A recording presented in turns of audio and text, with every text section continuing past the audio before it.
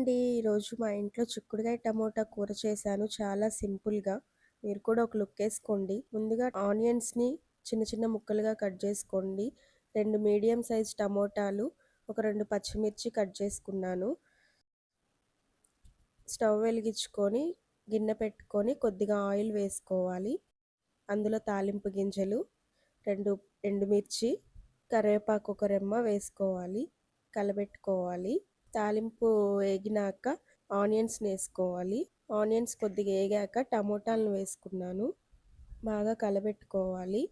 తర్వాత చిక్కుడుగాయలని వేసుకోవాలి. వేసుకొని బాగా కలబెట్టుకోవాలి.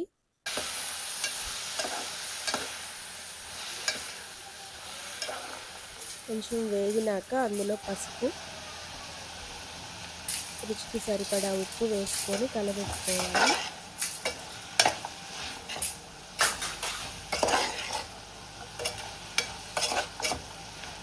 మూత పెట్టుకొని కొద్దిసేపు వదిలేయాలి. తర్వాత మూత తీసి టమోటాలు బాగా మగ్గాయి కలబెట్టుకోవాలి.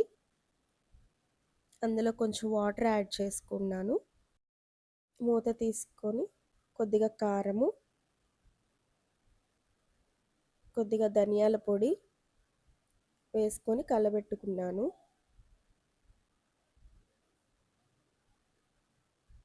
మళ్ళీ మూత పెట్టుకొని కొద్దిసేపు ఉడికించుకున్నాను. అంతే అండి, చాలా సింపుల్గా అయిపోతుంది. బ్యాచిలర్స్ కూడా ఎంతో ఈజీగా సింపుల్గా చేసేసుకోవచ్చు. టేస్ట్ కూడా చాలా బాగుంది.